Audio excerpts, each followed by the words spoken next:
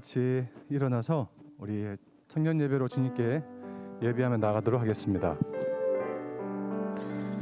하나님은 우리의 피난처시요 힘이시니 환난 중에 만날 큰 도움이시라. 그러므로 땅이 변하든지 산이 흔들려 바다 가운데 빠지든지 바닷물이 솟아나고 뛰놀든지 그것이 넘침으로 산이 흔들릴지라도 우리는 두려워하지 아니하리로다. 이르시기를 너희는 가만히 있어 내가 하나님됨을 알지어다. 내가 문나라 중에서 높임을 받으리라. 내가 세계 중에서 높임을 받으리라 하시도다. 하나님 은혜를 참으로 감사합니다.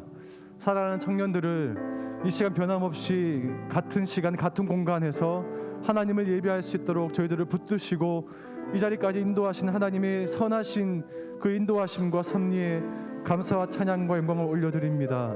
하나님, 저희가 마음과 뜻을 다해서 사랑하는 청년들이 함께 모여 주님께 예배할 때에 하늘의 문을 여셔서 각 사람과 이곳 가운데 주의 성령으로 하나님의 나타나심과 임재로 충만하게 하여 주시옵소서. 하나님, 당신만을 바라보겠습니다. 하나님, 오직 하나님 홀로 하나님만 주목하여 바라보겠습니다. 주님, 연약하고 부족한 저희들에게 임재하셔서 하나님 당신의 지혜와 당신의 능력과 당신의 놀라운 영광으로 우리 가운데 계시하시고 아버지 이 예배를 통하여서 살아계신 하나님의 말씀과 그분의 음성과 하나님의 만나는 복된 귀한 역사의 현장이 될 수 있도록 주여 축복 가운데 자유함으로 임재하시고 저희가 오직 주만 바라보며 전심으로 예배드리는 이 시간을 통해서 오직 하나님께 영광이 되게 하시고 예배드리는 모든 청년들에게 참된 안식과 쉼과 회복과 치유가 있게 하여 주시옵소서. 하나님을 기대하겠습니다. 마음껏 영광 받아 주시옵소서. 예수님의 이름으로 기도드리옵나이다.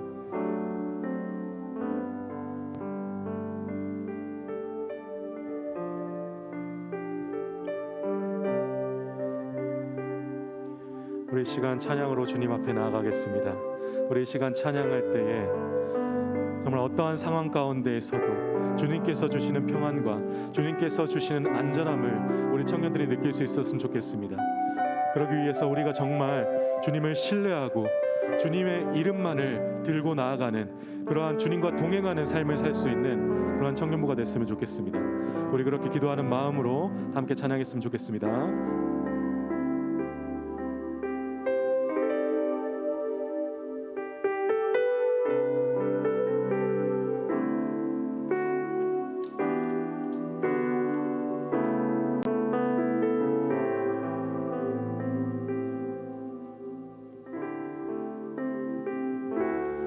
내 아버지 그 품 안에서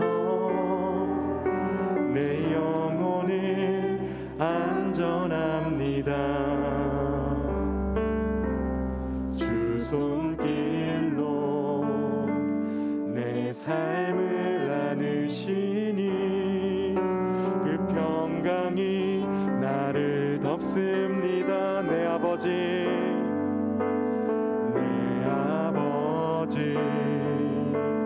그 품 안에서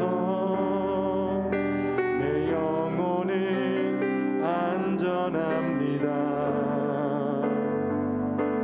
주 손길로 내 삶을 안으시니 그 평강이 나를 덮습니다. 나 비록 넘어지며 흔들리지만 주 내 안에 거하며 나를 붙드시니 내 생각을 주께로 돌리고 주시는 평강의 옷을 입습니다. 주 약속 안에서 주 약속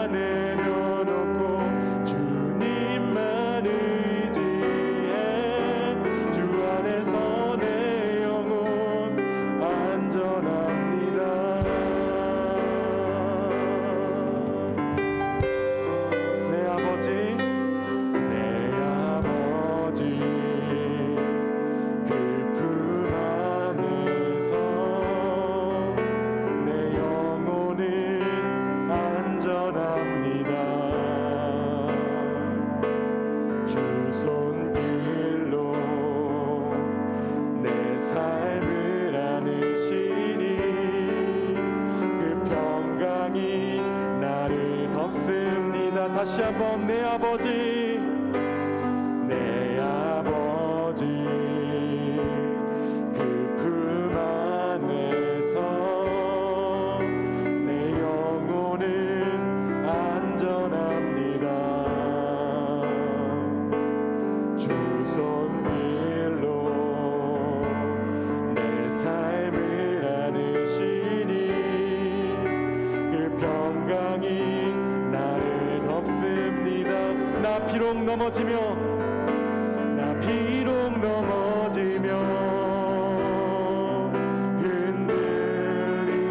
흔들리지만 주 내 안에 거하며 나를 붙드시니 내 생각을 주께로 돌리고 주시는 평강의 옷을 입습니다. 주 약속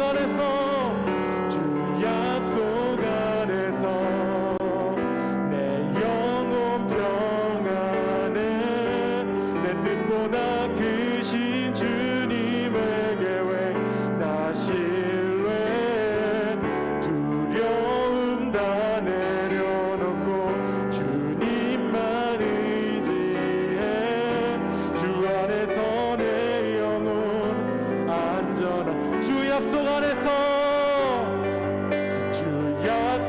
안에서 내 영혼 평안에 내 뜻보다 크신 주님의 계획 나 신뢰 두려움 다 내려놓고 주님만 의지해 주 안에서 내 영혼 안전.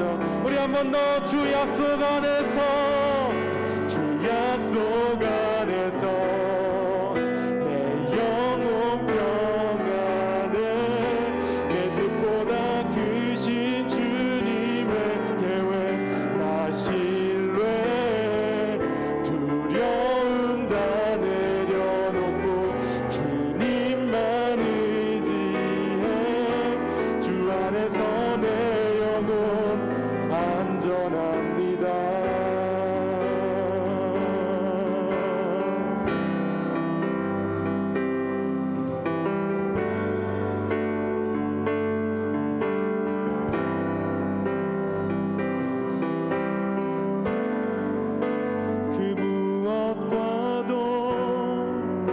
바꿀 수 없네 비교할 수 없네 소망 되신 주 주의 임재 그 크신 사랑 그 크신 사랑 느낄 수 있네 모든 수치에서 자유케 하셨네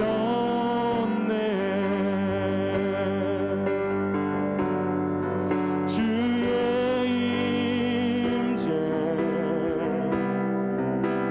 지금 여기 계신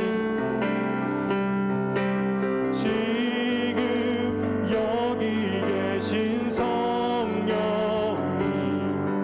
이곳을 더욱 채워주소서 우리 영혼 주 영광 구할 때 주의 임재로 뒤덮으소 지금 여기 계신 성령님 이곳을 더욱 채워주소서 우리 영혼 주 영광 구할 때 주의 임재로 뒤덮으소서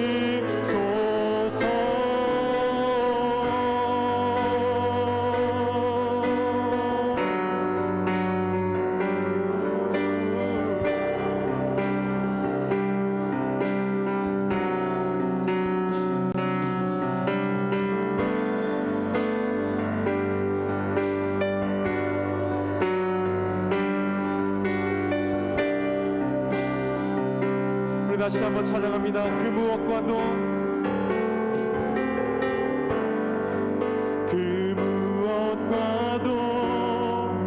바꿀 수 없네, 비교할 수 없네, 소망 되신 주의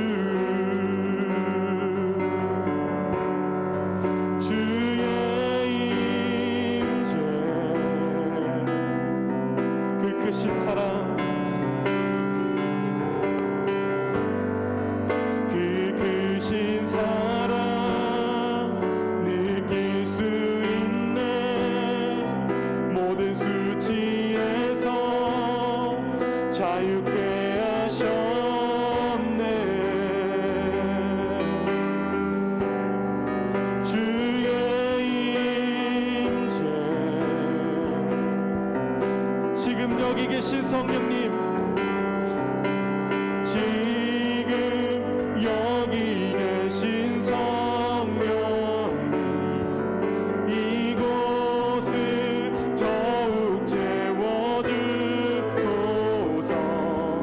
우리 영혼 주 영광 구할 때 주의 임재로 뒤덮으소. 지금 여기 계신 성령님, 이곳을 더욱 채워주소서. 우리 영혼 주 영광 구할 때 주의 임재로 뒤덮으소서.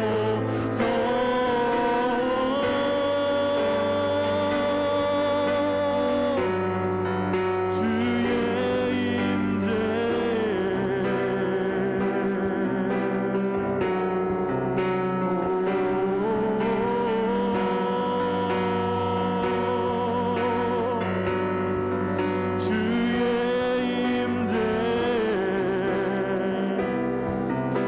임재 더욱더,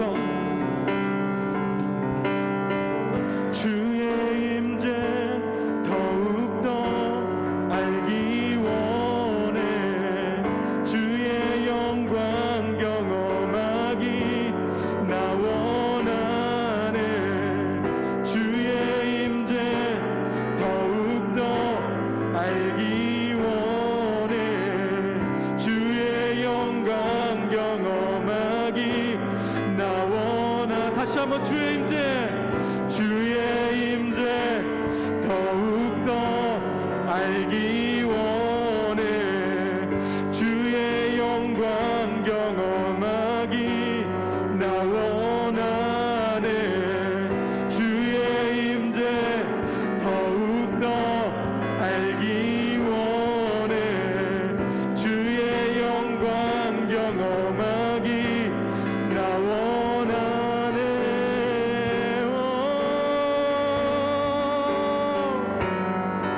주의 임재,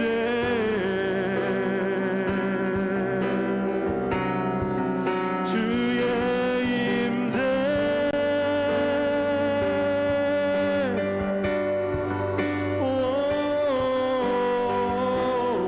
우리 이 시간 함께 기도하길 원합니다. 하나님 아버지, 주님의 성령을 우리에게 부어주시옵소서. 주님의 성령으로 우리에게 임하여 주시옵소서. 주님 안에서 우리가 안전함을 느끼길 원합니다. 우리 청년들이 주님의 성령을 받은 성령의 사람이 되길 원합니다. 하나님 아버지, 우리가 우리 삶을 살아갈 때에, 우리가 세상 가운데 나갈 때에 주님의 성령으로 나가게 하여 주시옵소서. 주님의 이름을 들고 나가게 하여 주시옵소서라고 우리 시간 주여 한번 부르시면서 함께 기도하시겠습니다. 주여,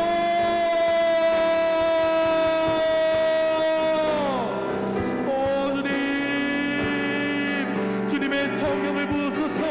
주님의 성령을 우리에게 부으소서. 주님,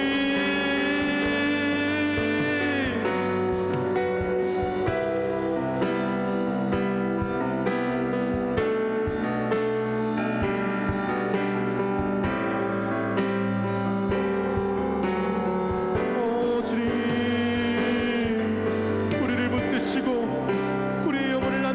주시옵소서.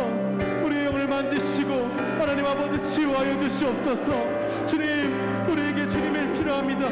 우리는 주님이 필요합니다. 주님, 우리 가운데 임하여 주시옵소서. 주여.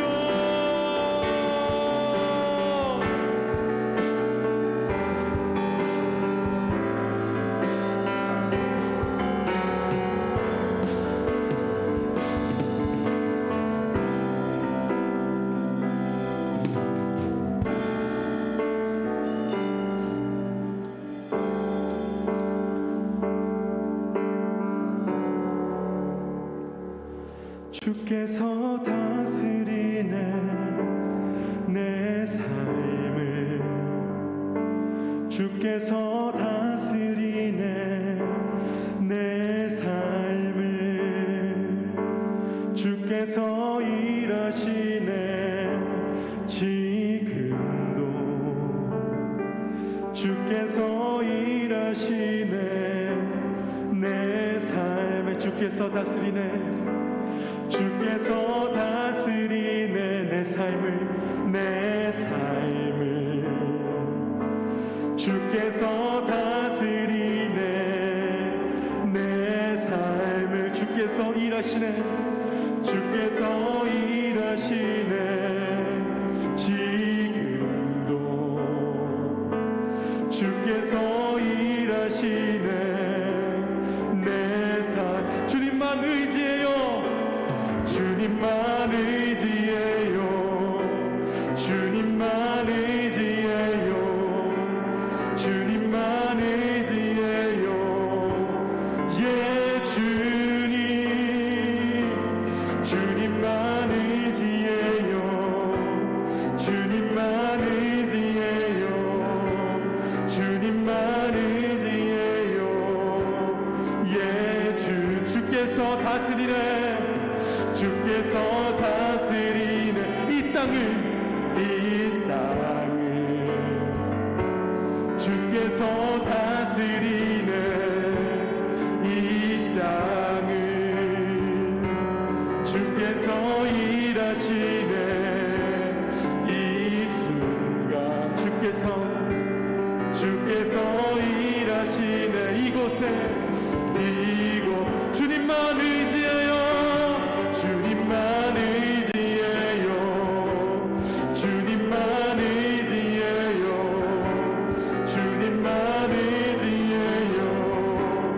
예 주님, 주님만 의지해요, 주님만 의지해요, 주님만 의지해요. 예 주님만 예배해요, 주님만 예배요, 주님만 예배요, 주님만 예배요. 예 주님, 주님만 예배해요, 주님만 예배요, 주님만 예배요. 예 만물의 창조자, 만물의 창조자, 열방의 통치자, 열방의 통치자, 주 다스리시네, 주 다스리시네. 다 주께 속해. 우리 한 번 더 만물의 창조자, 만물의 창조자, 열방의 통치자, 주 다스리시네, 주 다스리시네. 다 주께 속했네. 주님만 의지해요, 주님만 의지해요, 주님만 의지해요, 주님만 의지해요. 예 주님, 주님만 의지해요, 주님만 의지해요,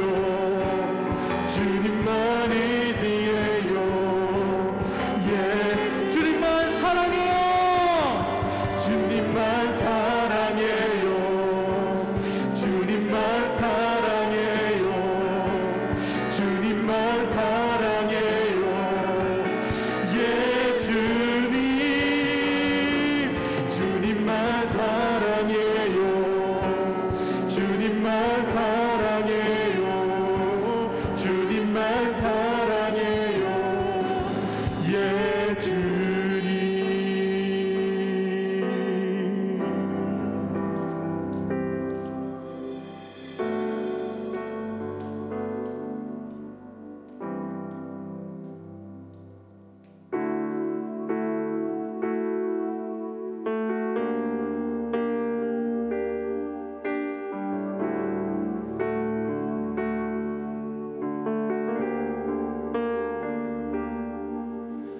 예수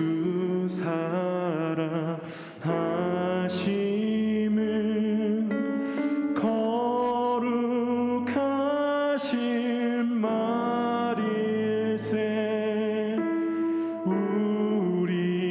우리들은 약하나 예수 권세만 또 나를 사랑하시고 나를 사랑하시고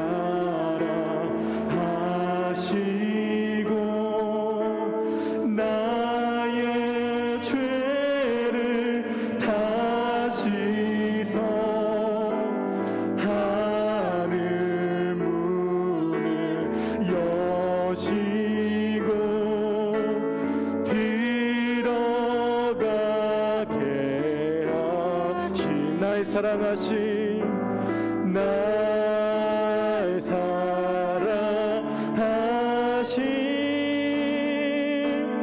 날 사랑하신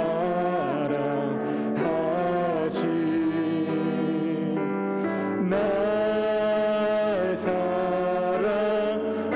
사랑하신 성경에 써있네.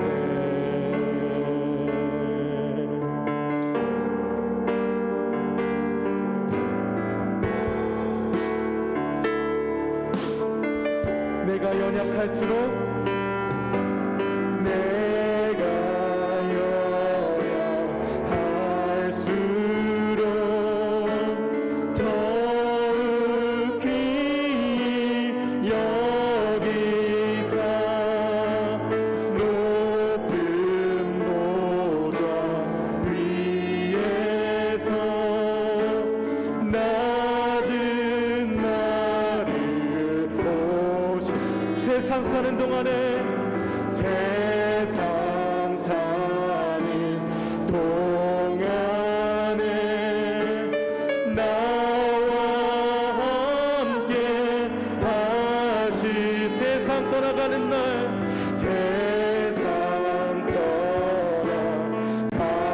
떠나가는 날 천국 가게 하소.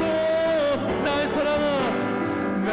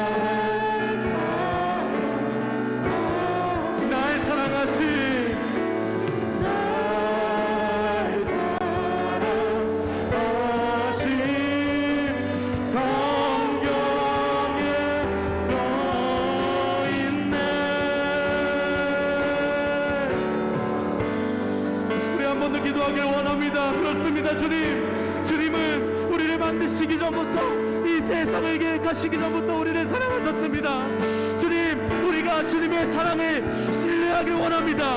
주님의 사랑을 우리가 받기를 원합니다. 믿음으로 받기를 원합니다. 주님, 우리가 성령 받은 사람이 되게 해주시옵소서. 주님의 사랑을 받은 주님의 거룩한 백성들이 되게 해주시옵소서. 우리 그러한 마음으로 주여 한번 부르시면서 다시 한번 주님께 간절히 기도하시겠습니다. 주여.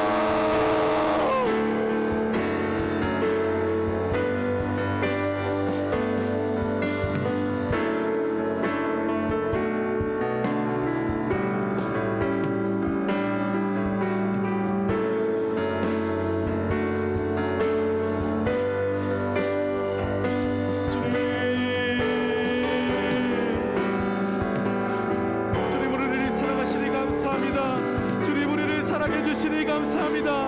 하나님 아버지, 주님의 사랑을 우리가 신뢰하길 원합니다. 하나님 아버지, 주님의 사랑을 우리가 받는 자녀들이 되길 원합니다. 이 사랑을 세상 속에서 전파하는 빛과 소금과 같은 우리 청년들이 되길 원합니다. 주여.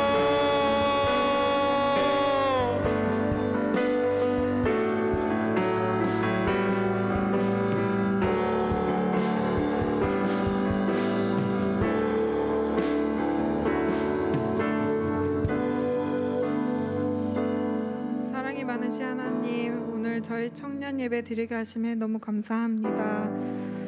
먼저 지난 한 주 세상 속에서 살아가는 동안 이웃을 사랑하기보다는 나를 더 사랑하였고 이기적으로 살았으며 주님의 말씀보다는 세상을 더 사랑했음을 고백합니다. 부족한 저희를 용서하여 주시고 계속되는 사순절 기간에 예수님의 십자가의 은혜와 사랑을 기억하고 경험하는 시간이 되게 하여 주세요. 오늘 말씀을 전하실 이상훈 목사님 영육간의 강건함을 허락하여 주시고 오늘 말씀 전하실 때 그 말씀이 저희의 마음에 잘 심어져서 다음 주 살아갈 때 그 말씀 기억하고 살아가는 거룩한 그리스도인이 될 수 있도록 도와주세요. 이 모든 말씀 살아계신 예수님의 이름으로 기도합니다.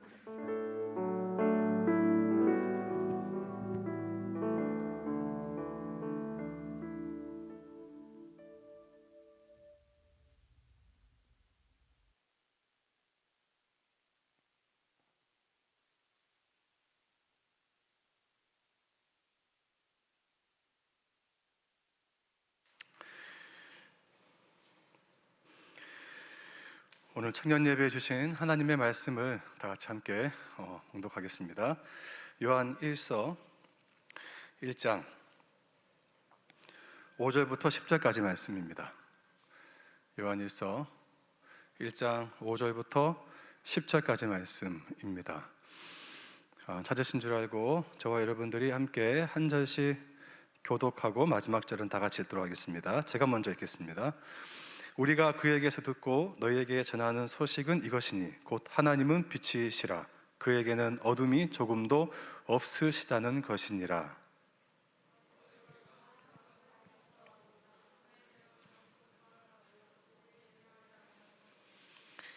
그가 빛 가운데 계신 것 같이 우리도 빛 가운데 행하면 우리가 서로 사귐이 있고 그 아들 예수의 피가 우리를 모든 죄에서 깨끗하게 하실 것이요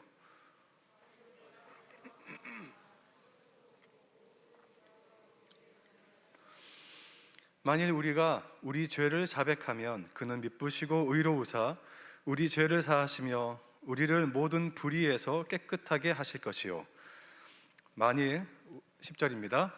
만일 우리가 범죄하지 아니하였다 하면 하나님을 거짓말하는 이로 만드는 것이니 또한 그의 말씀이 우리 속에 있지 아니하니라.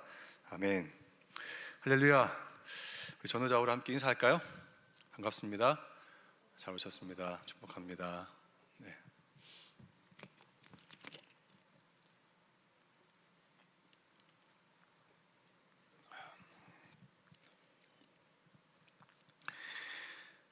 청년 예배에 오신 여러분 진심으로 환영하고 축복합니다.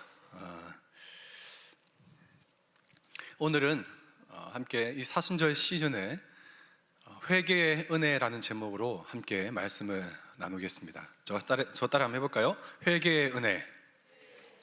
회개의 은혜에 대해서 함께 말씀을 나누기를 원합니다.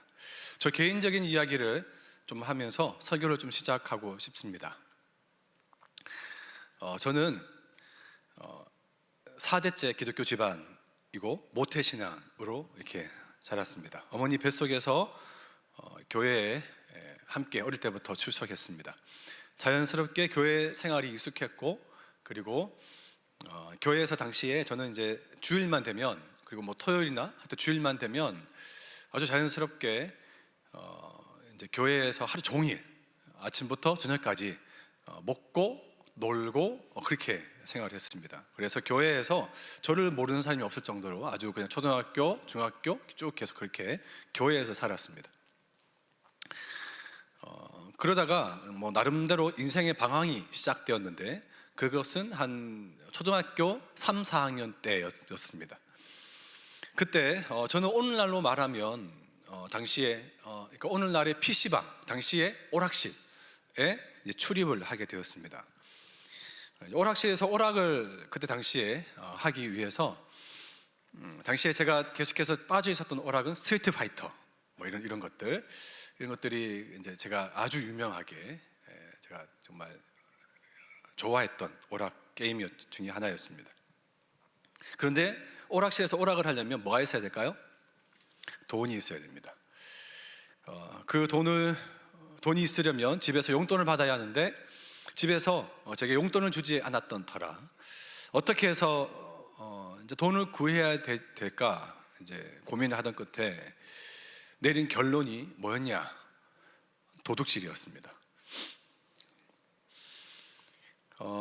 그래서 한 초등학교 한 3, 4학년 때쯤 됐을 때 도둑질을 시작하게 되었습니다. 목표는 오로지 오락하는 것이었습니다. 그런데 여러분, 바늘 도둑이 무슨 도둑 된다? 소도둑 된다는 말이 있죠. 처음에는 어머니께서 이제 저에게 어릴 때 초등학교 시절에 주일 학교에 가서 헌금하라고 주신 뭐 500원, 1000원 뭐 이런 돈을 가지고 네 엄마 알겠어요 하고 이제 헌금을 내지 않고 그 돈으로 이제 주일날 오락실에 가서 신나게 스트리트 파이터를 하는 것입니다. 하나님의 것으로 심지어 이제 뭐 헌금뿐만 아니라 뭐 11조, 감사헌금 이런 갖가지 특별헌금조차도 제가 하나님의 돈을 가로챈 거죠. 뭐를 위해서? 게임을 위해서. 그러다가 처음에는 그 주일날 어머니가 제게 주시는 헌금을 내라고 하는 그 돈으로 오락을 하다가 점점 오락이 더 하고 싶어졌고, 더 오락의 재미에 맛을 들려서 이제 평일에도 돈이 필요했던 겁니다. 그래서 평일에 돈을 가지려고 이제 점점 어떻게 하게 되냐면 어머니의 지갑에 손을 대기 시작했습니다. 급기야 더 나아가서 동네 집 옆에 슈퍼마켓 금고까지 이제 정말 말 그대로 소도둑이 된 거죠. 수법이 점점 커지기 시작한 겁니다. 그렇게 저의 초등학교 시절은 도둑과 거짓말과 오락으로 물들어갔습니다. 이제 점점 이제 중학교에 올라가고 이제 고등학교에 점점 올라가다가 학년이 점점 이제 올라가다가 공부를 해야 됐고 시간이 없기 때문에 오락에 점점 흥미를 잃었고, 결국 제게 남은 것은 뭐만 남았냐? 도둑질만 남았습니다. 오락에 흥미가 없고 굳이 돈이 필요 없는데도 불구하고 이제 어릴 때 배웠던 그 수법이 계속해서 그것만 남은 거죠. 도둑질만 남았습니다. 처음에는 오락을 위해 돈을 훔쳤다가 점점 이제 도둑질만 하게 되는 저의 모습을 보고 결국은 언제 그만두게 되었냐면, 저의 이 도둑의 이 생활은 동네 슈퍼마켓 금고를 털다가 주인에게 걸려서 경찰에게 신고를 당하고 소년원까지 갈 뻔했다가 저희 어머니의 주인 앞에서 무릎을 꿇고 간절하게 사정을 해서 주인의 합의하에 그냥 집으로 돌려보내는 것으로 일단락 되는 그 순간부터 저희 도둑은 끝났습니다. 정말 이렇게 살면 안 되겠다. 점점 어머니가 비참해진다. 이런 생각들. 지금 이 얘기는 앞에 있는 멀쩡한 저희 이상호 목사의 옛날 과거의 어릴 때 시절 이야기입니다. 제가 왜 이런 어두운 시절을 얘기하냐? 여러분, 4대째 기독교 집안이고 모태신앙이고 주일이 되면 하루 종일 교회에서 살았고, 교회에서 나름대로 중학교 때 임원하고 고등학교 때 회장도 하고 열심히 살았던, 주일학교에 거의 FM으로 살았던 저였습니다. 그런데 제가 평일에는 그 누구도 상상하기 힘든 도둑놈으로서의 이중적인 삶을 살고 있었다는 거죠. 아무도 저를 그렇게 삶을 살고 있다고 생각하지 않았습니다. 왜냐하면 제가 어릴 때 굉장히 내성적이었고, 그리고 죄를 짓는 것은 저랑 거리가 아주 먼 것이라고 생각했기 때문에 그렇습니다. 저희 어머니는 정말 기도하시는 어머니였고, 아버지도 교회에서 성실과 인품으로 인정을 받으신 분이셨어요.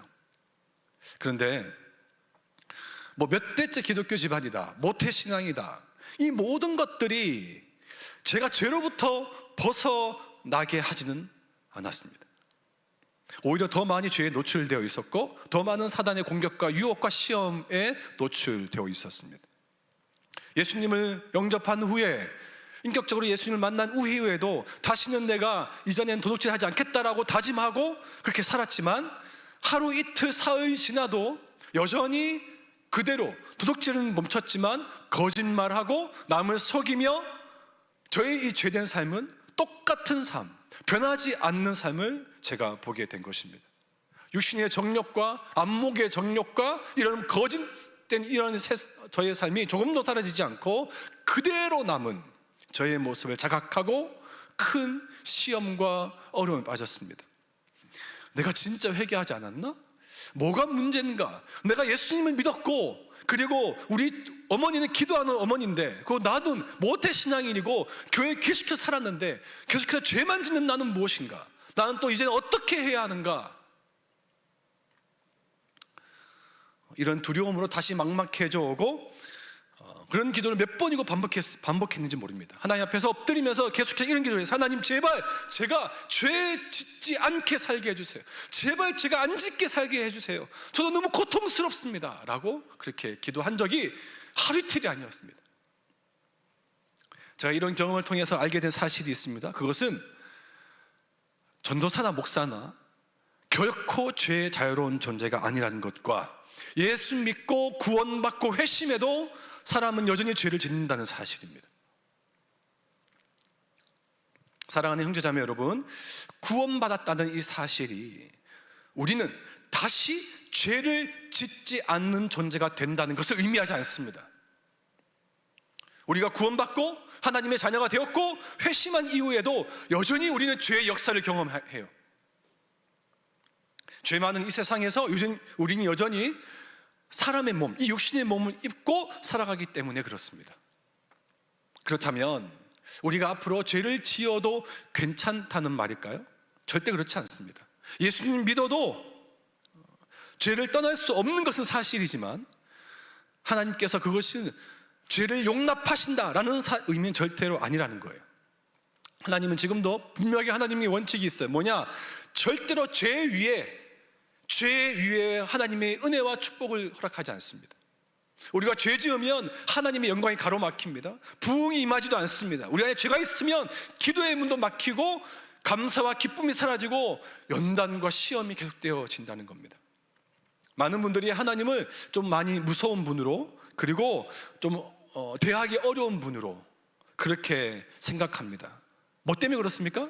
우리 안에 죄 때문에, 우리 안에 죄 때문에. 죄로 인해 자유함이 사라집니다. 죄로 인해서 우리 안에 계속해서 죄의 종로가 타는 거예요.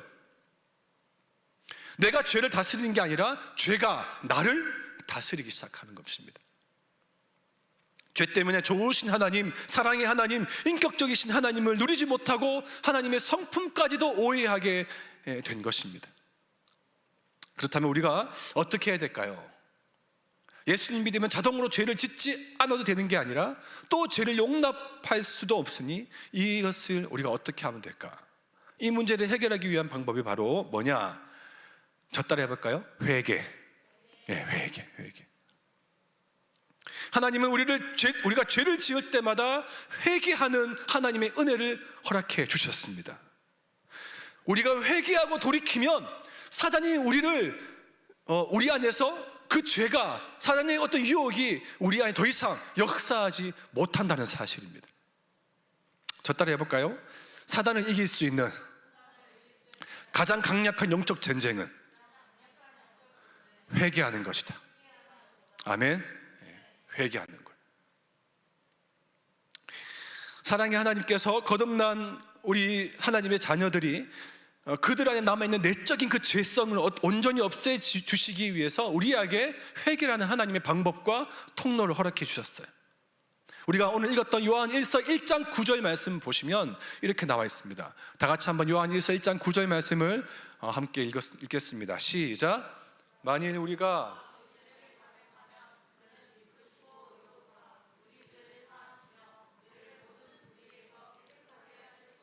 여러분, 이 세상은 내가 죄를 고백했다고 해서 내가 이런 잘못이 있습니다 라고 말을 한다고 해도 지은 죄가 없어지지 않아요. 그대로 그냥 말을 하고 자백했다 하더라도 여전히 내 안에 죄는 남아요.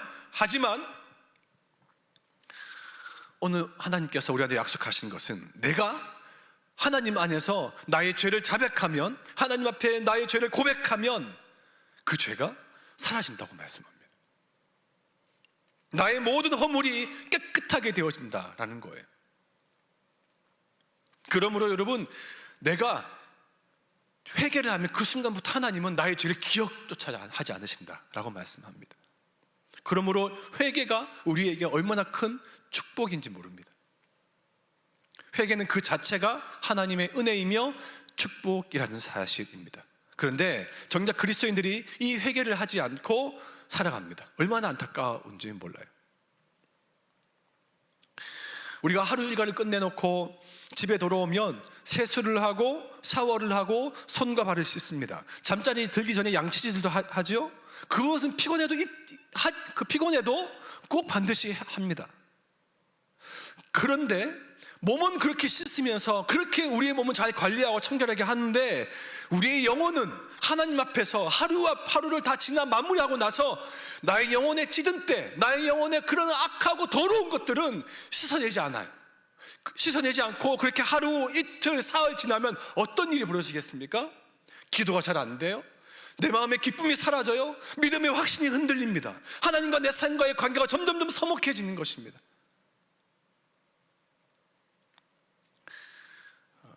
내 안에 영적인 경건생활이 점점 무너지잖아요. 그러면 점점 죄만 쌓여가는 것입니다. 나의 죄의 문제가 해결되지 않았기 때문에 내 안에 온전한 회복과 치유와 하나님의 허락하신 부흥이 그 안에 임할 수가 없는 겁니다.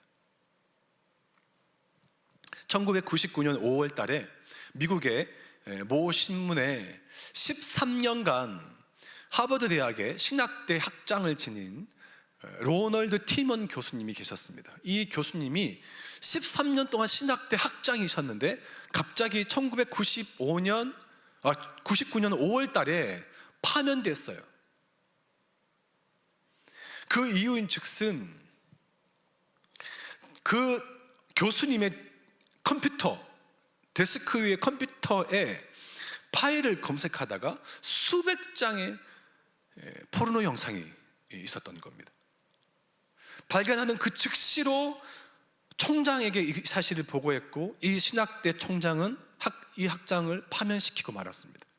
어떻게 신학대학 교수가 그 사람이 포르노 광이일 수 있냐라고 묻는 사람도 있을 거예요. 하지만 가능합니다. 충분히 그럴 수 있습니다. 목사도 똑같이 죄의 유혹을 받아요. 신학대학 교수라고 해서, 목사라고 해서, 또 우리 안에 어떤 중직을 맡았다고 해서 육신의 정욕과 물질의 탐심과 명예욕에서 자유로운 것이 아닙니다. 오히려 그들은 더 큰 시험과 더 큰 유혹을 받겠죠. 왜냐하면 사단이 그 공동체 혹은 그 가정, 그 학교, 그 교회, 그 공동체를 무너뜨리기 위해서 가장 확실한 방법은 그 공동체의 리더를 무너뜨리는 것입니다.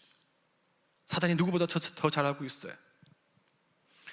이 로널드 티먼 교수의 문제는 죄의 유혹을 받았다는 것에 문제가 있는 것이 아니라 죄를 짓고도 그 즉시로 회개하지 않았다는 것에 문제가 있는 것입니다. 죄의 유혹에 져서 한순간 자신도 모르게 그런 행동을 할 수가 있어요. 우리는 구원받았지만 우리의 몸은 주님이 훗날에 재림하셔야지 비로소 혼이 더 완전하게 변화될 것이기 때문에 그렇습니다. 그때까지는 누구나 죄의 유혹을 받는 육신을 가지고 살아갑니다. 그래서 하나님은 우리에게 회개의 길을 열어놓으신 겁니다. 회개할 때 더 이상 죄는 우리를 사로잡지 못하기 때문에 그런 것입니다. 그런데 내가 회개하지 않는다? 하루 매일마다 양치하고 손발 씻고 매일 자기 전에 그렇게 몸을 씻으면서도 내 영혼을 씻지 않고 회개하지 않는다? 내 안에 그것이 쌓이면 어떻게 되겠습니까? 더러워지는 것입니다. 수치스러워지는 거예요. 회개 없는 삶이란 아무리 교회에 열심히 나오더라도 죄를 먹고 마시고 하나님의 멀리 떠나 사는 것과 같다는 것입니다.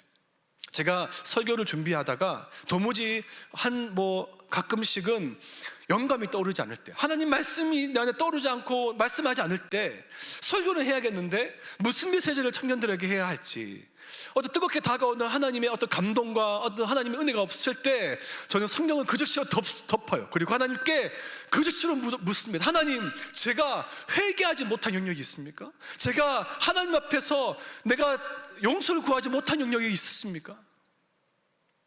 그러면 제가 생각지도 않았던 일들이 머리에서 번개처럼 스쳐 지나갑니다. 그러면 그 즉시로 하나님, 제가 회개합니다. 제가 다시 한번 주님 앞에 용서를 구합니다. 저는 또 이런 놈입니다. 제가 또 이렇게 살았습니다. 제가 진심으로 회개한 다음에 다시 성경을 펴잖아요. 그러면 놀랍게도 그 속에서 또 하나님께서 말씀하시는 하나님의 음성과 영감과 하나님의 감동이 떠오릅니다. 여러분, 우리는 우리 삶에 나타나는 그런 결과의 물들을 보고 재빨리 깨달아야 합니다. 무엇을요? 하나님이 내게 회개하라는 신호구나. 기도가 되지 않고 자신도 모르게 나도 생각지도 않는 실언이 나오고, 직장이나 학교나 가정에서 뭔가 자꾸 문제가 생긴다면 우리는 그때 하나님께서 각자에게 주시는 하나님의 신호라고 봐야 돼요. 어떤 신호요? 회개한 게 있지 않는가, 잘못한 게 혹시 있지 않을까. 상담을 하다 보면, 청년들을 신방하고 상담을 하다 보면 숨겨둔 어떤 음란의 죄 문제로 가지고 고백하는 이들이 좀 있어요. 탐심 때문에 손대지 말아야 할 돈에 손을 댄 친구들도 있습니다. 그리고 그것 때문에 괴로워하는 친구들이 좀 있어요. 하나님 앞에 몸부림치는데도 해결이 되지 않는다면서 눈물을 흘리는 친구들이, 이렇게 끊임없이 되풀이 되는 죄 문제를 어떻게 해결할 수 있을까요? 답은 하나입니다. 그것이 죄임을 깨달을 때 즉시로 회개하는 것입니다. 어떤 사람이 이렇게 말할 수 있습니다. 목사님, 하나님 앞에 회개하려고 해도 벼룩도 낯짝이 있지. 어디 이게 한두 번이야 하지 말입니다, 목사님. 실제로 많은 이들이 부딪히는 문제 중에 하나입니다. 몇 번까지 회개해야 하나? 정말 이렇게 무한 반복적으로, 무한대로 계속해서 또 회개하고 그렇게 회개해도 되는가? 라는 문제입니다. 여러분, 답은 물론입니다. 그럴 때마다 계속해서 3번 죄를 범하면 3번 회개하면 돼요. 100번 회개하면, 100번 넘어지면, 100번 죄를 지으면 100번 회개하면 되는 거예요. 베드로가 예수님께 이렇게 물어요. 주님, 몇 번이나 내가 용서해주고 몇 번이나 내가 잘못을 내가 용서해주고 용납해줘야 됩니까? 마태복음 18장 21절 22절 말씀에 예수님과 베드로의 대화가 이렇게 나옵니다. 그때 베드로가 나와 이르되, 주여, 형제가 내게 죄를 범하면 몇 번이나 용서해 주리이까? 7번까지 하오리이까? 베드로는 한 7번 정도는 내가 할 수 있겠다라고 그냥 주님 앞에 의기당당하면서 자신감 있게 대답했어요. 그런데 예수님은 아니에요. 7번뿐 아니라 7번을 70번까지라도 할지니라. 이게 무슨 말인지 아세요? 숫자로 치면 70 곱하기 7, 490번. 490번 정도는 하면 되겠다. 아닙니다. 당시 유대인들에게 7은 70은 완전수예요. 그러니까 이 말씀은 와서 잘못했다고 용서를 구하면 완전하게 무조건적으로 용서하라는 뜻입니다. 여러분, 이 말씀은 하나님도 우리가 회개할 때마다 용서해 주신다는 것, 말씀을 전제로 담고 있습니다. 그러면 여러분, 하나님께서 회개할 때마다 우리를 용서해 주시니까 아무리 죄를 지어도 괜찮다, 그런 생각이 드십니까? 여기에서 놀라운 비밀이 하나 있습니다. 그것은 바로 뭐냐? 내가 회개하는 삶을 살면 죄를 이길 수 있게 된다는 것입니다.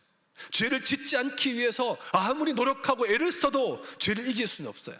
그런데 회개를 하면 죄를 이길 수 있게 되더라는 거예요. 한번 실천해 보면 알 수 있어요. 어떤 따로 회개 수첩, 뭐 기도 수첩, 감사 노트 이런 거 말고 회개 수첩을 따로 만들어 본다고 칩시다. 회개 수첩을 만들어서 내가 몇 번까지 내가 회개를 하는지를 한번 쭉 적어봐요. 어떤 사람은 혈기 부리는 죄, 어떤 사람은 음란의 죄, 어떤 사람은 거짓의 죄, 탐심의 죄, 교만의 죄, 각자가 쭉 늘어놓는 나의 죄 목록을 쭉 적어놓습니다. 그리고 이것에 대해서 회개할 때마다 계속 적는 거예요. 내가 무엇에 대해 내가 자주 넘어지는지, 내가 무엇에 대해 내가 또 계속해서 회개하는지, 반복적으로 짓는 또 나의 죄와 나가 회개하는 목록이 무엇인지 표시하는 겁니다. 자신도 모르게 자신만 알고 있는 그런 표를 해놓습니다. 하나님 잘못했습니다. 저의 죄를 용서해 주십시오. 그리고 제가 다시 시작하겠습니다.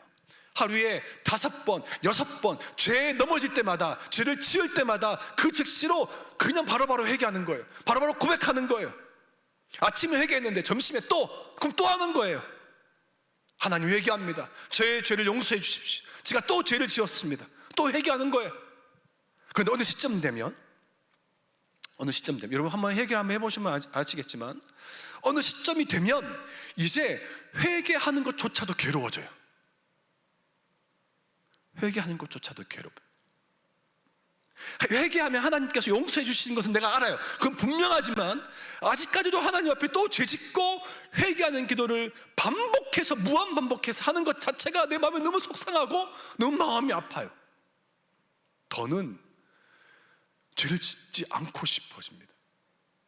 전에는 나도 모르게 죄를 지었지만 점점 시간이 가면 갈수록 그 다음에 내가 죄를 짓는다는 그 사실을 알면서도 또 죄를 지어요.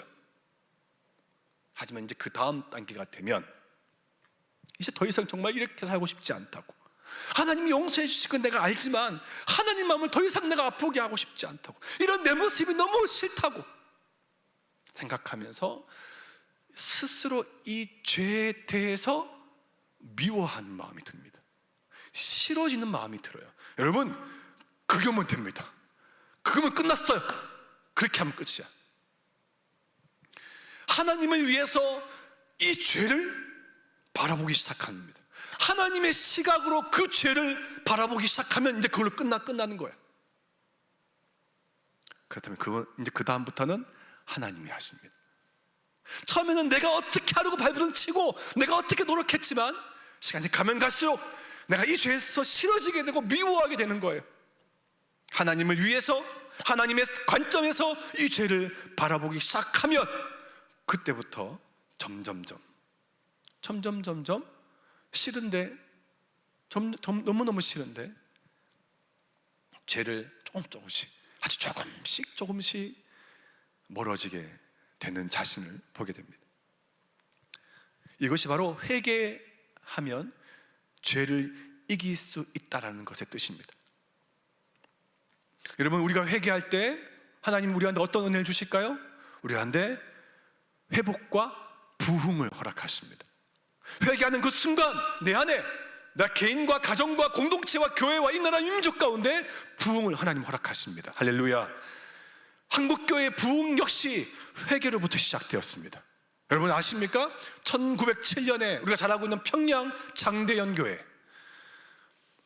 이 평양의 장대연 교회에서 부흥 집회, 부흥회가 열렸습니다. 많은 성도들이 성령의 갈급한 마음으로 모였지만 집회 마지막까지 아무런 역사가 일어나지 않아요. 집회 마지막까지 부흥회인데 아무런 은혜도 있지 않고 아무런 역사가 일어나지 않아.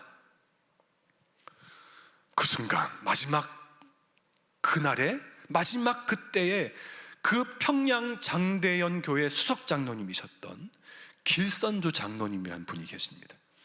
이 장로님이 갑자기 앞으로 뚜벅뚜벅 걸어 나가십니다. 그러면서 여러분들에게 드릴 말씀이 있습니다 라고 하면서, 사람들은 이 장로님이 이제 마지막이니까 광고하러 나오시나 보다 라고 생각했대요. 그런데 그가 앞에 나와서 예기치 못한 놀라운 말을 하기 시작했습니다. 사진 한번 보여줄래요? 네, 오른쪽에 계신 네모 칸에 있는 분이 기선주 장로님이십니다. 뒤에 있는 사람들이 당시에 평양 장대연교회 부흥회 사진입니다. 가운데 서신 분이 그 강사님 선교사님이세요. 그 장대연 교회의 수많은 성도들 앞에서 이 기선주 장로님이 무슨 말을 했냐? 저는 아간과 같은 죄를 지었습니다. 저 때문에 하나님께서 이 부흥회에 부흥을 주실 수가 없습니다.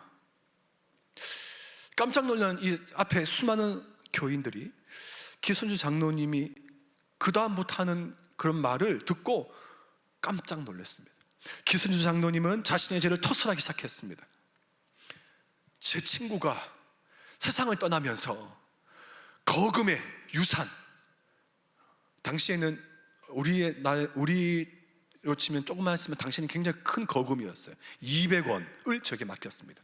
오늘 아침 2천만 정도 돼요. 안심하고 맡길 사람이 저밖에 없다면서 제 친구가 세상을 떠날 때에 자기 아이들이 자라면 전해달라고 했습니다. 그렇게 200원을 맡았는데 제가 그 돈에서 100원을 급한 일에 써버리고 말았습니다. 그리고 그 자손들에게 나머지 100원만 줬습니다. 그 누구도 이 사실에 대해서 아는 사람이 없었습니다. 장로님 혼자 알고 있는 비밀이었습니다. 그런데 부흥의 기간에 하나님 역사가 아무것도 일어나지 않자 그의 마음에는 이게 내 때문이구나, 내게 이런 죄가 있는데 하나님 어떻게 내가 있는 이 교회에 역사하실 수 있으신가, 그런 생각이 견딜 수가 없더라는 거예요. 이것을 성도들 앞에 자백하지 않으면 자기 심령이 죽을 것 같기에 견딜 수 없어서 부끄러움을 무릅쓰고 사람들 앞에서 고백한 거예요. 성도 여러분, 저 이 길선주 장로가 도둑놈입니다. 제가 진심으로 여러분들 앞에 회개합니다. 제가 그 유족들에게 나머지 100원, 나머지 돈을 다 갚겠습니다. 그 고백을 들은 장대연교회 수많은 교인들이 충격을 받았습니다. 왜? 어떻게 길선주 장로가 저럴 수 있는가? 정말 실망이다. 어떤 그런 충격이 아니라 길선주 장로도 저런 죄가 있는데 나야말로 감추어진 죄가 너무나 많은 사람이다 라고 하면서 충격을 받기 시작했습니다. 갑자기 그 자리 회중들이 통곡하면서 회개하는 역사가 일어나기 시작한 겁니다.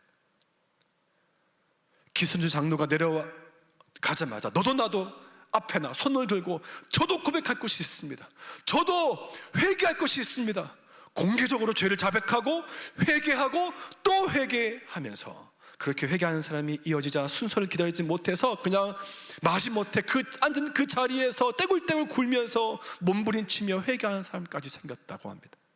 그날 마지막 저녁 집회는 강력한 회개의 집회로 변했고, 그 회개는 그날 하루만 아니라 며칠이나 계속되었고 모이면 회개할 것밖에 없었다고 합니다. 그런데 바로 이 일을 계기로 해서 한국교회 전역에 회개의 운동이 시작이 된 겁니다. 회개가 한국 교회 전체 부흥을 하게 된 첫 시작점이 된 것입니다. 사랑하는 청년 여러분, 하나님의 역사가 일어나고 하나님의 부흥이 일어나는 징조는 바로 회개의 기도가 터지는 것입니다. 회개하는 개인의 심령 위에 부흥이 시작되고 또 부흥이 시작된다는 것입니다. 개인의 영적 부흥이든 교회의 부흥이든 반드시 부흥은 회개를 통해서 나타난다는 사실을 기억해야 할 것입니다. 그렇다면 진정한 회개는 무엇일까요? 그것은, 회개는 내가 다시 죄를 짓지 않는다, 내가 다시 죄를 짓지 않는 것이 아니에요. 로마서에서 사도 바울은 우리가 악을 행하는 것, 우리가 죄를 짓는 것은 나의 의지와 아무 상관없이 되는 일이라고 고백합니다. 우리 로마서 7장 19절 말씀을 함께 한번 읽어볼까요? 로마서 7장 19절입니다. 시작.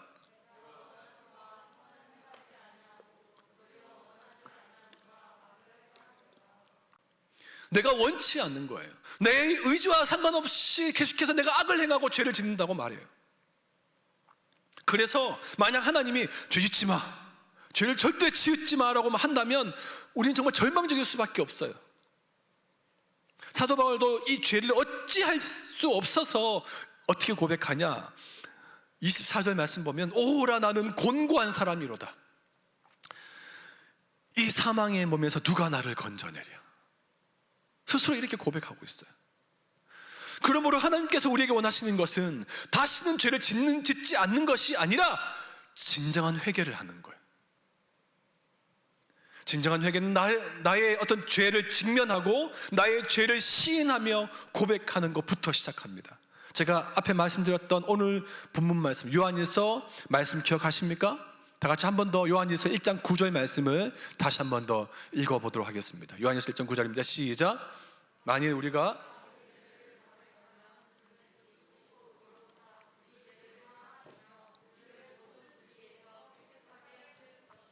여러분, 하나님은 우리에게 딱 한 가지 하라 그래요. 뭡니까? 만일 우리가 우리 죄를 뭐 하면?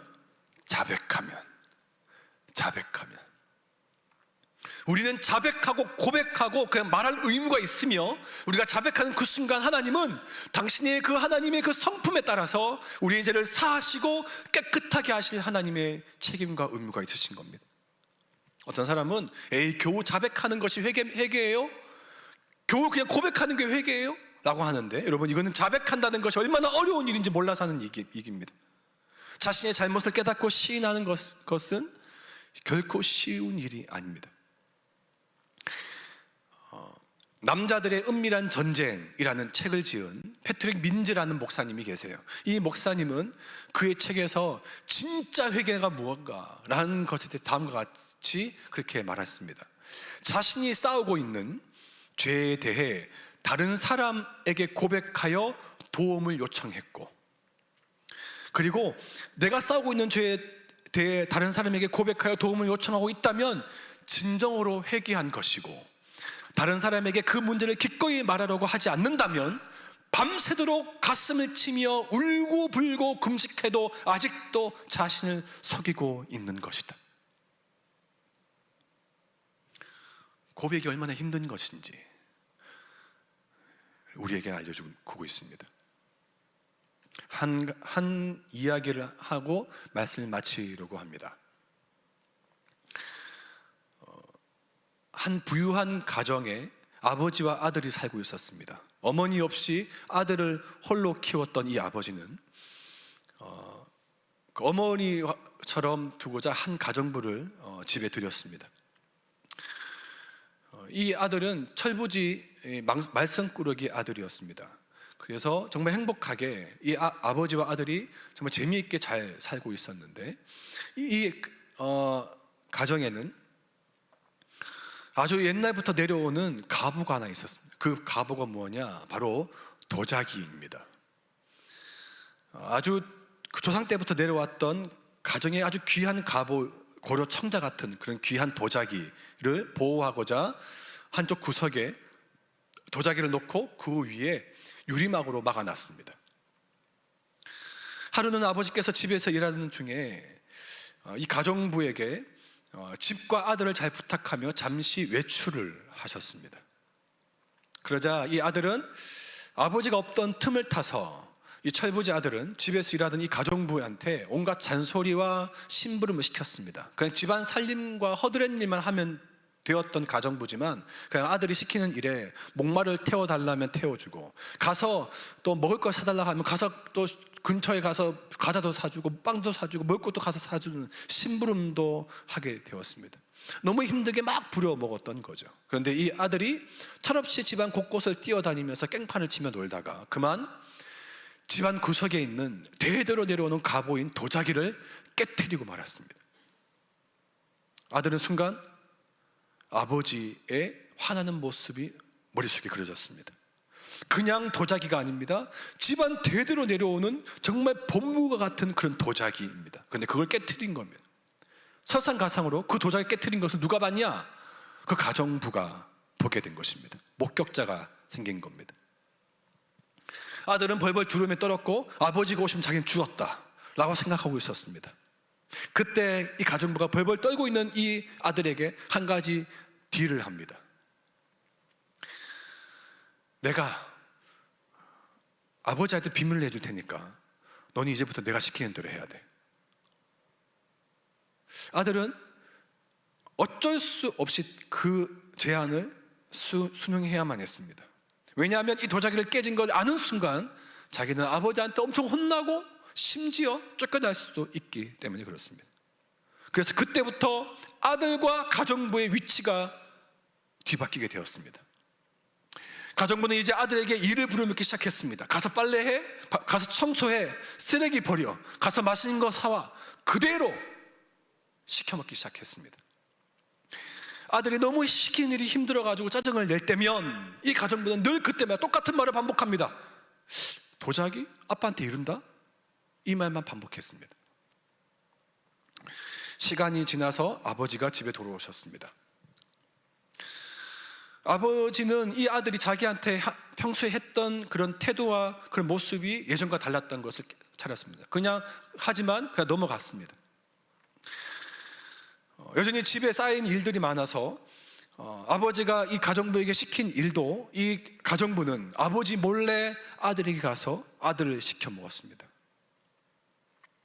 그러다가 아들이 나 이제 도저히 힘들어서 못해 먹겠다고, 나 이제 안 할 거라고 그렇게 가정부한테 말하더라도 가정부는 항상 똑같은 말만 계속했어요. 내가 가서 아빠한테 말해버린다? 똑같은 말이었어요.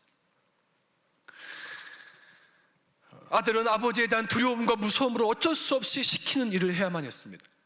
그러던 어느 날 가정부 몰래 이 아들은 결심을 하기 시작합니다. 너무나 힘들고 너무나 힘들고 고달파서 가정부 몰래 아버지에게 가서 사실 그대로 말씀드리기로 결심을 합니다. 아버지, 사실은 제가 아버지 없을 때 집에서 놀다가 우리 집에 그렇게 대대로 내려오는 가보인 그 도자기를 제가 깨뜨렸어요. 죄송해요 아버지, 용서해 주세요. 그런데 이 아버지는 아들을 혼내기는커녕 왜 이제야 내한테 와서 말했냐고, 사실은 다 알고 있었다며 집에 오면 당연히 집에서 소중하게 내려오는 그 갑오 도자기를 당연히 보게 되고 그 도자기가 없어진 것을 알고는 아버지가 그 도자기가 깨진 것을 안 상태에서 계속 알고 지냈다는 겁니다. 그리고 이 일을 저지른 사람은 아들밖에 없겠다 싶었대요. 그런데 시간이 지나서 아들이 자기한테 와 사실 그대로 말해주기를 기다렸다는. 그런데 계속해서 이 아들이 아버지를 계속 멀리하고 얘기를 안 하는 거예요. 이제서야 이 아들이 아버지 앞에 와서 그 이실직고를 한 겁니다. 왜 지금에서 왔냐고. 아들을 안아주고 얼레주고 달래주었습니다. 아들의 잘못을 인정하고 시인하고 아버지 앞에 다 말한 이 아들은 그제서야 마음속이 한결 편안해졌다고 합니다. 지금까지 잘못을 지었던 죄책감과 두려움과 무서움과 걱정을 안고 살았던 수많은 지난 시간들이 너무나 억울했지만 빨리 말할 걸 그런 생각이 들었지만 이제야 마음이 가벼워졌고 편안해진 것을 느꼈답니다. 그리고 그 다음날이 되었습니다. 여전히 이 가정부는 그 전날 아버지와 아들과의 그 만남은 아무것도 모른 채 아버지 몰래 아들을 불러요. 어이, 가서 쓰레기 치워. 가서 거실하고 부엌 일해. 그런데 이 아들이 웬일로 꿈쩍도 하지 않는 겁니다. 아빠한테 다 잃어버린다? 아빠한테 다 말해버린다? 안 움직여? 이거 봐라. 근데 아들이 꿈쩍도 하지 않아요. 아들이 그 가정부한테 딱 한마디 해줍니다. 너 이제 다 죽었어. 나 우리 아빠한테 다 말했거든. 우리 아빠 다 알고 있어. 우리 아빠 다 알고 계셔. 이제 넌 이제 우리 아빠는 죽었어. 여러분, 이 짧은 이 아버지와 아들과의 이 이야기가 우리에게 뭘 말씀해 주는지 아십니까? 고백하라는 거예요. 하나님 앞에서 내가 죄를 짓지 않을 수는 없어요. 늘 우리는 죄에 노출되어 있어요. 청년들이 얼마나 많은 죄에 노출되어 있습니까? 죄를 지을 때마다 사단은 이 가정부처럼 우리에게 두려움을 줘요. 무서움을 줘요. 아버지에 대한 무서운 자화성을 심어놓습니다. 야, 너 이런 죄 지었잖아. 너 또 지었지. 내가 하나님 앞에 다 이른다? 그러면서 우리에게 죄책감을 심어주며 죄의식과 두려움을 가져다 줍니다.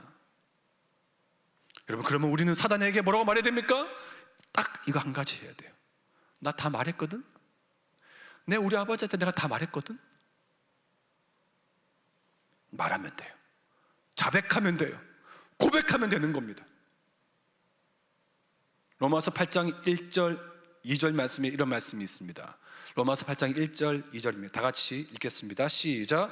그러므로 이제 그리스도 예수 안에 있는 자에게는 결코 정죄함이 없나니 이는 그리스도 예수 안에 있는 생명의 성령의 법이 죄와 사망의 법에서 너를, 할렐루야, 하나님께서 우리 안에 죄의 종노릇하고 죄에 따라서 계속해서 내가 이래저래 흔들리고 있는 나를 통해서 해방시키려고, 우리를 자유케 하려고 한 가지 방법을 주셨는데 그것이 바로 고백하는 거예요. 그것이 바로 회개하는 겁니다. 사랑하는 형제자매 여러분, 아무도 죄를 짓지 않는 사람은 없어요. 완벽한 사람은 그 어느 누구도 없어요. 하지만 뭐가 중요하냐? 회개하는 것이 중요합니다. 하나님은 지금도 회개하는 심령을 하나님은 찾으십니다. 시편 51편 17절 말씀에 이렇게 말씀합니다. 하나님께서 구하시는 제사는 상한 심령이라. 하나님이여 상하고 통회하는 마음을 주께서 멸시하지 아니하시리이다. 하나님께서 구하시고 하나님께서 지금도 찾으시는 예배자, 어떤 예배자인가?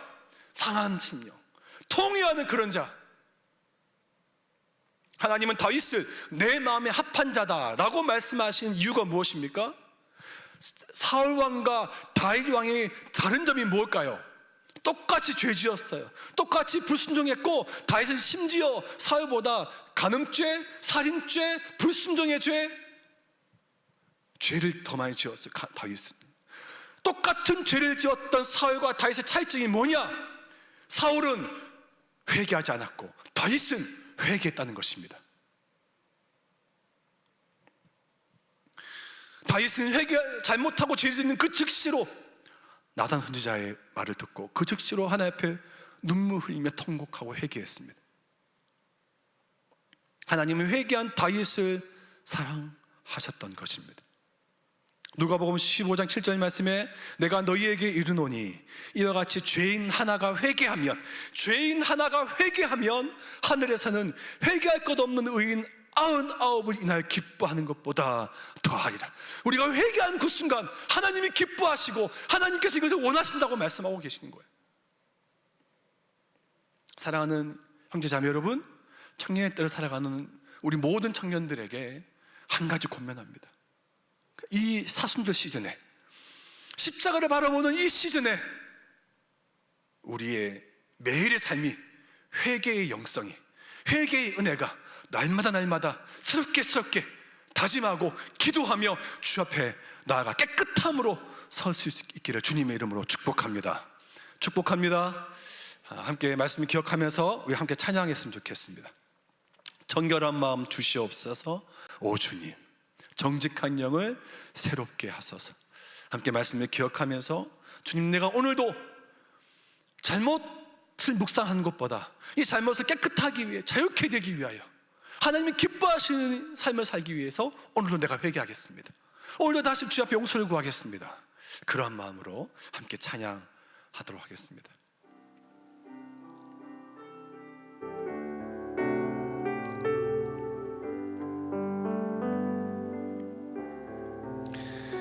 정결한 마음 주시옵소서. 오 주님, 정직한 영을 새롭게 하소서. 주시옵소서. 정결한 마음 주시옵소서. 정결한 마음 주시옵소서. 오 주님, 정직한 영을 새롭게 하소서. 나를 주님 앞에서, 나를 주님 앞에서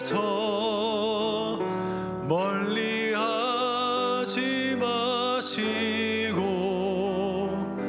주의 성령을 거두지 마옵소서. 그 구원의 기쁨 다시 회복시키시고 변치 않는 맘 내 안에 주소서. 나를 주님 앞에서 멀리하지 마시고, 나를 주님 앞에서 멀리하지 마시고 주의 성령을 거두지 마옵소서.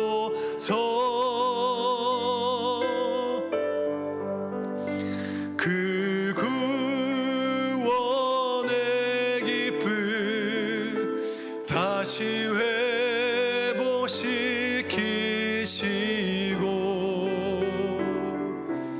변치 않는 맘 내 안에 주소서. 함께 우리 기도할까요? 여러분, 두 손을 가슴에 손을 대고 주님 앞에 이 시간 좀 회개했으면 좋겠습니다. 오늘 말씀 그대로 그냥 회개했으면 좋겠어요. 그냥 고백하세요. 여러분, 우리의 책임과 의무가 있다면 그것은 그냥 말하는 거예요. 말만 하면 돼요. 고백하면 돼요. 고백하는 그곳에 성령님께서 우리의 고백을 도우시고 주님께서 우리의 모든 죄를 깨끗하게 하시고 사해 주신다고 주께서 약속하셨습니다.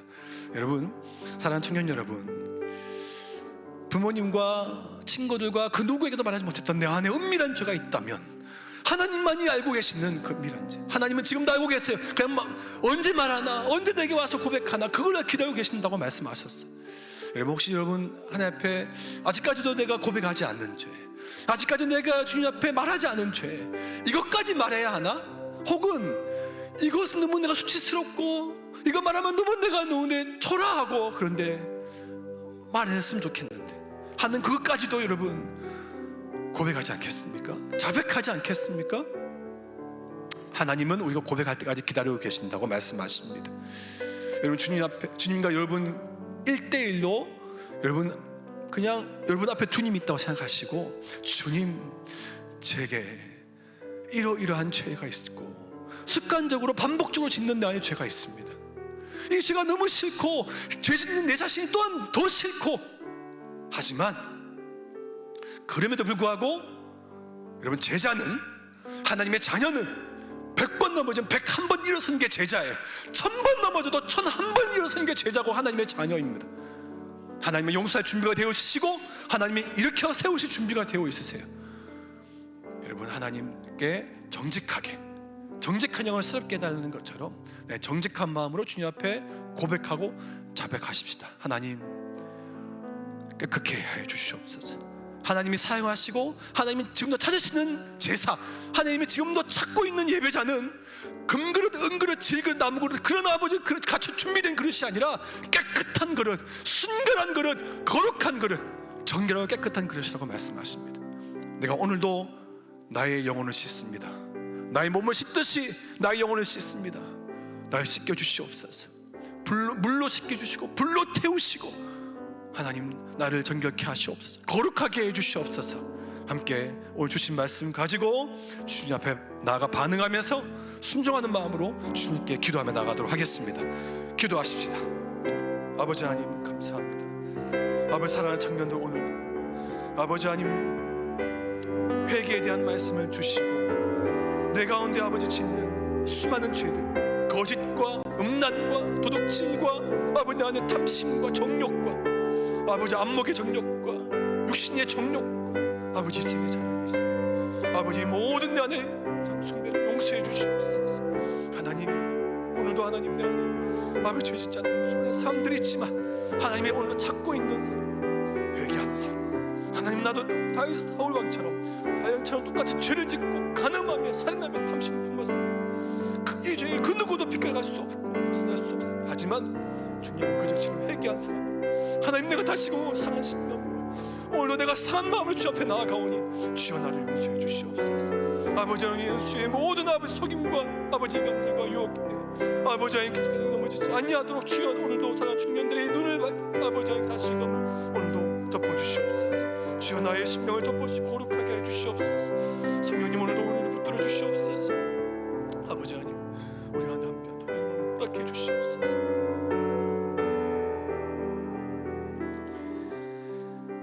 하나님, 사랑하는 청년들이 청년의 때를 살아가면서 수많은 죄의 유혹들이 눈으로 보여주고 귀로 들려지고 또 내가 계속해서 수많은 곳에서 욕심과 탐욕을 부렸던 수많은 죄로 노출되어 있습니다. 이 죄로부터, 이 모든 유혹으로부터 벗어나고 싶지만 또 그래서 또 넘어지고 또 죄를 짓고 또 시험에 드는 아버지 저희들의 삶을 임을 다시 한번 고백합니다.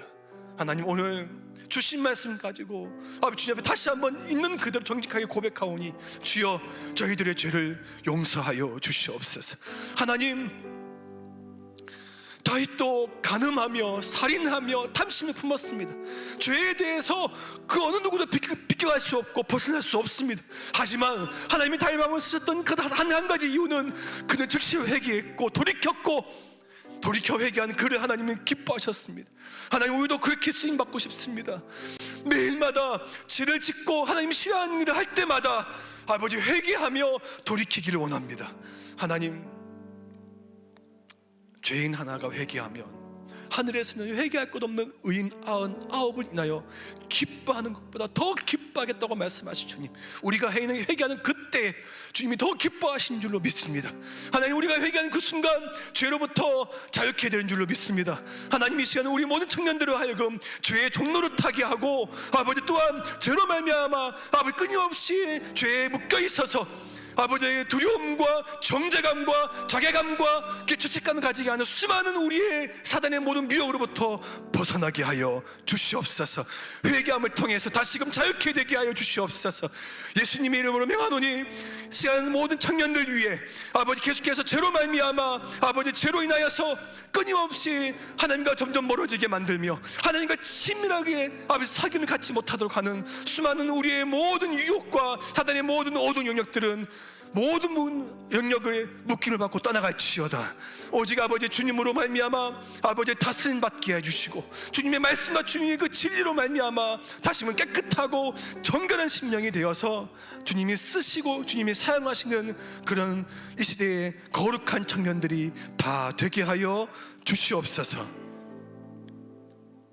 지금은 우리 주 예수 그리스도의 그 크신 은혜와 우리 하나님의 변함없으신 사랑하심과 성령님의 위로하심과 교통하심과 치유하심과 충만케 하심이 하나님이 기뻐하시는 또 하나님이 원하시는 그런 회개의 자리로 나아가 다시금 회개를 통하여 또 우리의 잘못을 고백함을 통해서 더 정결하고 더 거룩함으로 주님이 기뻐하시는 삶을 살기를 소망하는 우리 모든 청년들과 그들의 모든 삶의 자리, 캠퍼스와 직장과 가정과 모든 삶의 자리 위에 그들의 앞날 위에 지금부터 영원토록 함께 하옵시기를 간절히 축원하옵나이다. 아멘.